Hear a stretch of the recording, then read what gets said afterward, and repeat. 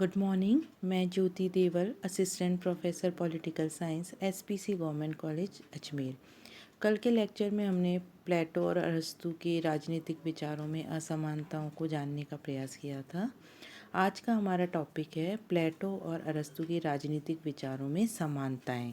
यानी प्लेटो और अरस्तू जो है उनके राजनीतिक विचारों में क्या क्या समान तत्व हैं, similarities between the political thinking of Plato and Aristotle. हम सभी जानते हैं कि प्लेटो जो है वो अरस्तू जो है वो प्लेटो के शिष्य थे और प्लेटो के शिष्य होने के कारण अरस्तू पर अपने गुरु का प्रभाव पड़ना जो है वो स्वाभाविक था। प्लेटो और अरस्तू के विचारों में साम्यता होना भी स्वाभाविक है। दोनों यूनानी दार्शनिक हैं, दोनों का चिंतन यूनानी पृष्ठभूमि की उपज है, दोनों ने विश्वविद्यालयों की स्थापना की है। यदि प्लेटो का जन्म उच्च कुल में हुआ है तो अरस्तू का संबंध भी मध्यम कुल से है। प्लेटो ने सिराक्यूज राज्य के राजा डियोनिसियस को दार्शनिक राजा बनाने का प्रयत्न किया तो अरस्तु को सिकंदर का गुरु बनने का सौभाग्य प्राप्त हुआ। दोनों महान दार्शनिकों में यदि हम समानता देखें तो वह निम्न प्रकार है। सबसे पहली जो समानता है वो ये है कि दोनों जो विचारक हैं, दोनों दार्शनिक जो हैं वो यूनानी परिस्थितियों की उपज है। प्लेटो और अरस्तू के राजनीतिक विचार एवं नैतिक तथा शिक्षा संबंधी सिद्धांत तत्कालीन यूनानी पृष्ठभूमि की उपज है। दोनों दार्शनिक उस युग में हुए जब यूनानी संसार के विभिन्न नगर राज्यों का राजनीतिक जीवन जो है वो अस्त व्यस्त होता जा रहा था। वहाँ के राजनीतिक जीवन में स्थिरता का भी लोप होने लगा था। समाज में कुलीन और धनिक वर्ग प्रभावशाली था। स्त्रियां जो है वो पुरुष के अधीन मानी जाती थी। नागरिकों और अनागरिकों में भेद किया जाता था। नगर राज्य में निरंतर संघर्ष हो रहे थे और ये न केवल अंतर्राज्य संघर्ष था वरन एक ही राज्य के भीतर भी जो है संघर्ष का दौर चल रहा था। शिक्षा के क्षेत्र में निजी और राजकीय शिक्षा में द्वंद्व चल रहा था। ऐसी स्थिति में प्लेटो और अरस्तू जैसे विचारकों ने अपने युग की इस अराजकता की स्थिति को समझा और उनका चिंतन जो है मोटे रूप से इसी लक्ष्य को लेकर चलता है कि किस प्रकार स्थिरता लाई जाए और संघर्ष का अंत जो है वो किस प्रकार किया जाए। दोनों दार्शनिक जो हैं उन्होंने राज्य, परिवार, शिक्षा, संपत्ति, न्याय, समानता आदि विभिन्न विषयों पर विचार दर्शन देकर श्रेष्ठ जीवन को परिभाषित करने का प्रयास किया है। दोनों ने राज्य को सर्वोपरि स्थान दिया है तथा व्यक्तिगत जीवन को शिक्षा के माध्यम से सद्गुणी बनाकर सामाजिक और राजनीतिक जीवन के अधीन रखने की कोशिश की है। दूसरा, यदि इनमें हम समानता देखें तो वो है कि दोनों के राजनीतिक विचारों का आधार जो है वो नगर राज्य है।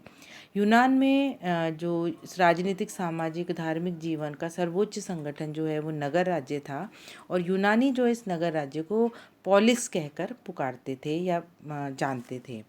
प्लेटो और अरस्तू के विचारों में एक महत्वपूर्ण समानता यह है कि दोनों ने ही अपने राजनीतिक विचारों का आधार जो है वो नगर राज्यों को बनाया। दोनों के अनुसार सद्जीवन जो है वो केवल नगर राज्य में ही पॉसिबल है।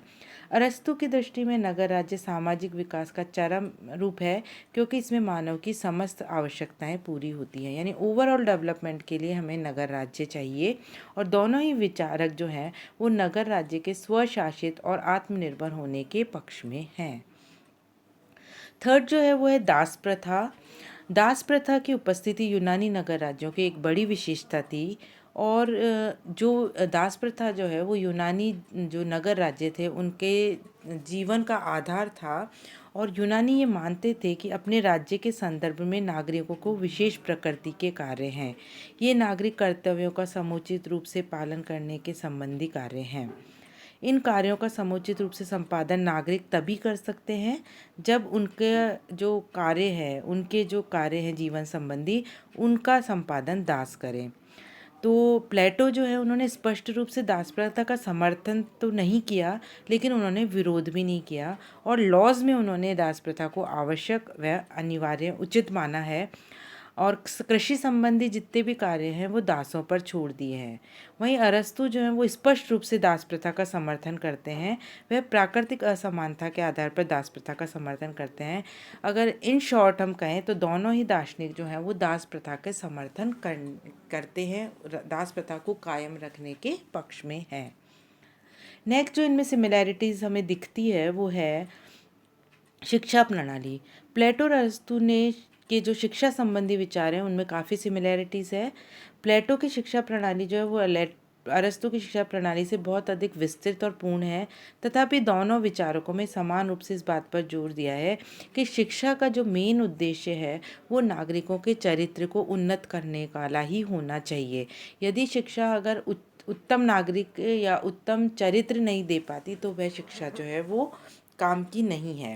राज्य के द्वारा शिक्षा पर ध्यान दिया जाना चाहिए और प्लेटो की तरह अरस्तु भी मानता है कि शिक्षा का एक राजनीतिक उद्देश्य होता है और इस उद्देश्य की सिद्धि के लिए वह राज्य नियंत्रित शिक्षा योजना प्रस्तावित करता है।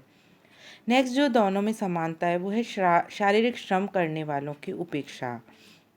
दोनों ही दार्शनिक जो हैं प्लेटो और अरस्तु वो ये मानते हैं कि राजनीतिक जीवन के समुचित संचालन के लिए एक विशिष्ट वर्ग की आवश्यकता होती है। प्लेटो ने इसी दृष्टि से राजनीतिक जीवन के उपभोग का अधिकार संरक्षक वर्ग को सौंपा है और शारीरिक श्रम करने वालों की इसमें क्या कर दी गई है, उपेक्षा कर दी गई है। अरस्तु ने भी राजनीतिक जीवन की बागडोर केवल नागरिकों के हाथों में दी है तथा श्रमजीवियों, दासों, महिलाओं को राजनीतिक भागीदारी से वंचित रखा है। मतलब शारीरिक श्रम करने वाले जो व्यक्ति हैं वो प्रत्यक्ष या परोक्ष रूप से दोनों ही राजनीतिक जीवन में संचालन में भाग नहीं ले सकते हैं। नेक्स्ट जो दोनों में सिमिलरिटी है वो है कानून का शासन। प्लेटो ने रिपब्लिक में विवेक का शासन या दार्शनिक राजा को स्वीकार तो किया था, लेकिन लॉज में उसने अरस्तु की भांति ही कानून की संप्रभुता, रूल ऑफ लॉ को स्वीकार किया। लॉज के अनुसार राज्य का शासन कानून के अधीन होना चाहिए, कानून सरकार के अधीन नहीं। अरस्तु जो है वो विधि की सर्वोच्चता के समर्थक हैं और उनका मानना है कि ठीक प्रकार से, उचित प्रकार से बनाए गए कानून ही अंतिम संप्रभु होने चाहिए। नागरिकता संबंधी विचारों में भी दोनों समान विचार रखते हैं। प्लेटो और अरस्तु जो है दोनों ने अपने अपने आदर्श राज्य में नागरिकता जो है वो कुछ थोड़े लोगों तक ही सीमित रखी है। प्लेटो के राज्य में संरक्षक वर्ग की तुलना में उत्पादक वर्ग की उपेक्षा की गई है। अरस्तु के राज्य में भी स्पष्ट रूप से नागरिक और गैर नागरिकों में अंतर किया गया है। अरस्तु जो है वो उसी व्यक्ति को नागरिक मानता है जो न्याय और प्रशासन के कार्यों में सक्रिय रूप से भाग लेता है। अरस्तु प्लेटो के समान नागरिकता को सीमित करने के पक्ष में है। उसके अनुसार शासन के न्यायिक तथा कानूनी कार्यों को संपादित करने के लिए अत्यंत विकसित बुद्धि और नैतिक शक्ति की आवश्यकता होती है, जो सभी व्यक्तियों में नहीं होती। जिन व्यक्तियों का सारा समय जो है वो जीविकोपार्जन में लगा रहता है तो वह सार्वजनिक कार्यों के कर्तव्य संपादित नहीं कर सकते। इसलिए अरस्तु जो है वो जनसंख्या के एक बहुत बड़े भाग को नागरिकता से वंचित कर देता है। दोनों जो हैं वो मिश्रित संविधान के समर्थक हैं। अपने उपादर्श राज्य में प्लेटो एक मिश्रित संविधान की व्यवस्था करता है। प्लेटो ने देखा कि स्पार्टा का पतन उसके सैनिकवाद और कठोर एकतंत्रवाद के कारण ही हुआ है, अतः उन्होंने जो अपना उपादर्श राज्य जो है उनको इन दोषों से मुक्त रखना चाहा। इसलिए उन्होंने एक मध्यम मार्ग को अपनाया और वह था मिश्रित संविधान। मिश्रित संविधान की व्यवस्था के अनुसार जो उपादर्श राज्य है उसके निर्माण के लिए राजा और प्रजा, धनी और निर्धन, बुद्धिमान और शक्तिशाली सभी व्यक्ति और वर्गों का सहयोग जो है वो आवश्यक है। मिश्रित संविधान को इसलिए भी अपनाया गया क्योंकि उसमें उन सभी संविधानों के गुण तो हैं लेकिन दोष नहीं।